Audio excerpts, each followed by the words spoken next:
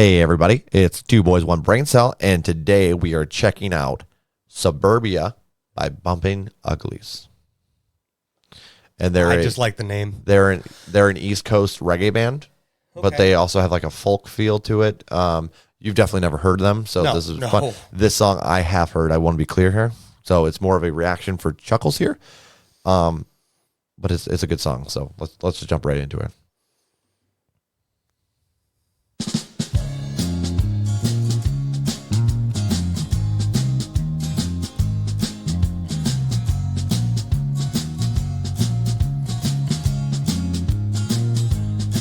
There was a boy from the mid-Atlantic, fast as hell. Had a 4-second 40 that he never had to work for. Lacrosse in the spring, track in the winter. But football was the sport that had all the scouts watching. Got a full ride to Alabama senior year. Then he took a big hit and watched it disappear. Oxycontin was prescribed till the pain subsides. But he took him long after for the pain inside. His dad worked a lot, so he was never at home. And mom drank a lot, cause she was always alone. So neither one noticed their son's aura of gloom, brought on by crushing up pills and blowing lines in his room in suburbia. Oh, they're living the American dream out in suburbia. Oh, it ain't exactly what it seems. He kept it on the low for a couple of months, still chilled with the boys joking and smoking blunts. But the monkey was on his back, never was far from the Zoxy sack. He started acting out and he developed a twitch. He started treating all his friends like a son of a bitch. See, the problem was his high was getting kinda dull, and he had the biggest milligram that was available. It wasn't enough. At the end of his rope, his dealer gave him a stamp bag of dope and said, "Don't be scared, son. Everybody knows it ain't that bad for you, long as it's going up your nose in suburbia." What are you thinking so far, bud? Why does it have to be Alabama? Wow, that's what you got out of the whole thing. Wow. No. It's definitely like, I love the story. I mean, I don't love the story. It's sad because it's another one that hits so really real. close. Yeah, it's real. Because this is the stuff that you see down the road. Addiction's a bitch. And this is a prime example of how this stuff forms. So he was playing football, got a bad concussion, took medicine for it, and slowly but surely he had to keep upping it to get rid of the pain. Yep. But didn't realize that he's starting to do it for the pain inside instead of the pain outside of his injuries. Yes. And then, it transfers to him going down a dark road. You can definitely tell where the pain inside comes from there. Because he talks about his parents and they're not quite around. They didn't really they're not really paying attention.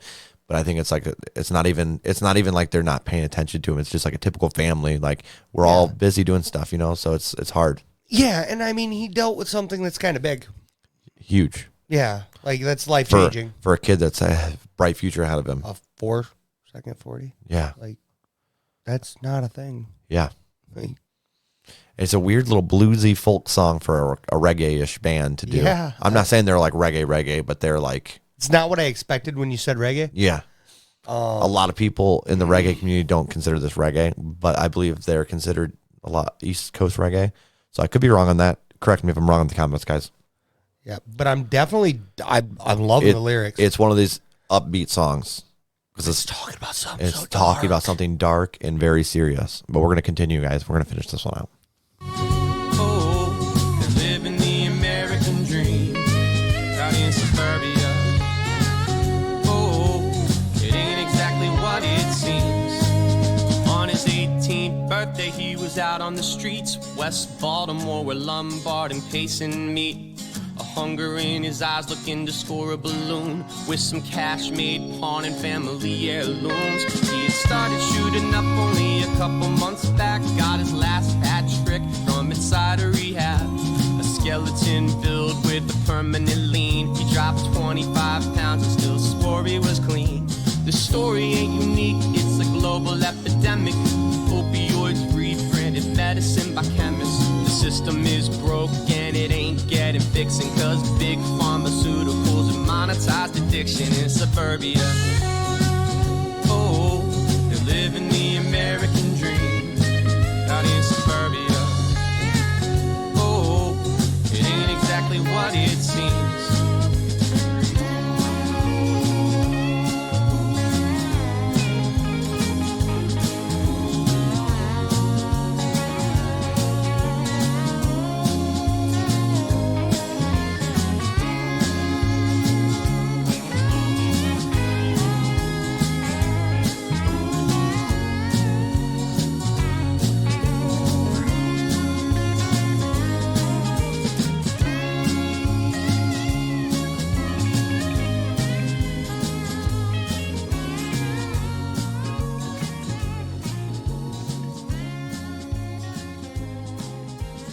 It's just instrumentals on the way out.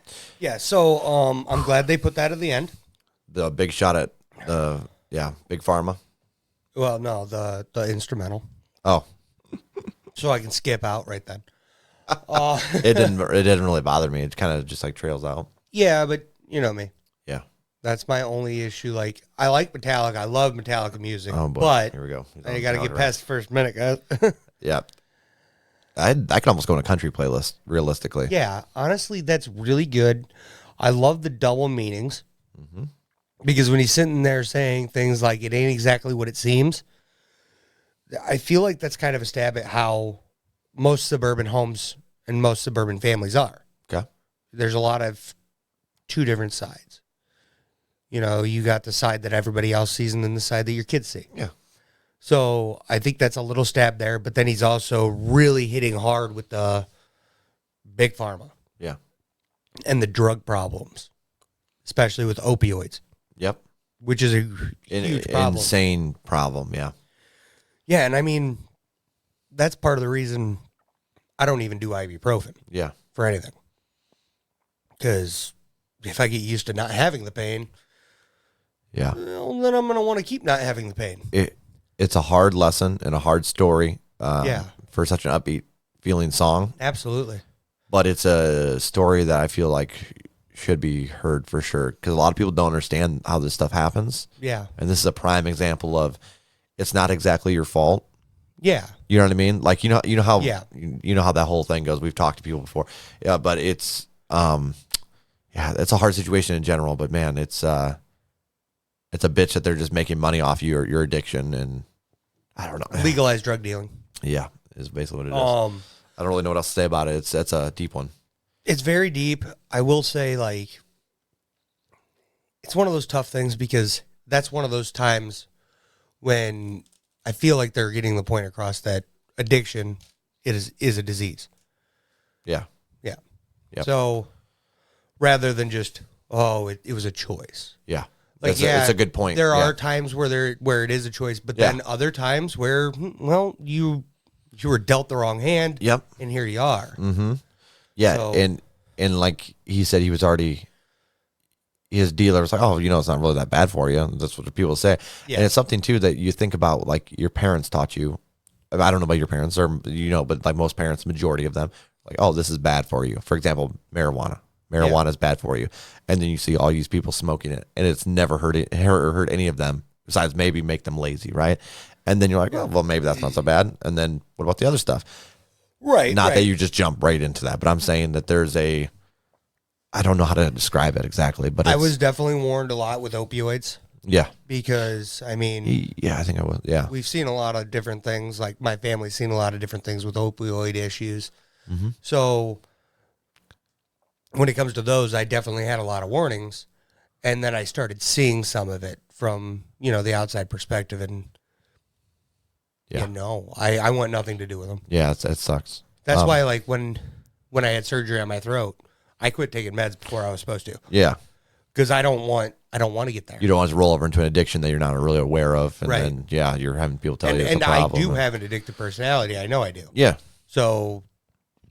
don't give me something that I'm going to get addicted to. I got you, yeah. As you can see, we normally run a podcast, as we just got into some deep, heavy subjects. Not that we normally do on our podcast, but this rolled into it. It's all good. No, that song was definitely a good one for that. I just really like how the story and how he tells it. 8 out of 10 for me. It's in a playlist for me. What you got, Boo? I think I'm going 8.5 again. Wow, another slapper for Chuck over here. That storyline was it's too good. As he said before, he's a lyric guy. So, and just the story. Yeah. It's that good. So yeah, I'm thinking 8.5 is definitely going in a playlist. Yeah. So that was Suburbia by Bumpin Uglies, by the way. They're really good live. Okay. They're at Badfish quite a bit. Yeah, I still need to go to that at some point. Yeah. Anyways, this has been Two Bears. Oh my gosh, I almost said Two Bears. I meant to say Two Beards. Two beards, one brain cell. Brain cell's mine. I can't even talk straight today, dude. Oh my gosh. Two beards, one brain cell. Joel Norton, Chuck Beeson. If you guys enjoy our reaction and us kind of breaking down the songs, drop us a comment down below, subscribe, like, whatever you guys feel like doing. And if you have a song that you would like us to react to, feel free to throw that in the comments as well. We will get to it. We have a giant playlist, but so eventually it'll happen. We're getting there. We're working on it. Yeah, absolutely. But all right, guys, peace out. Peace.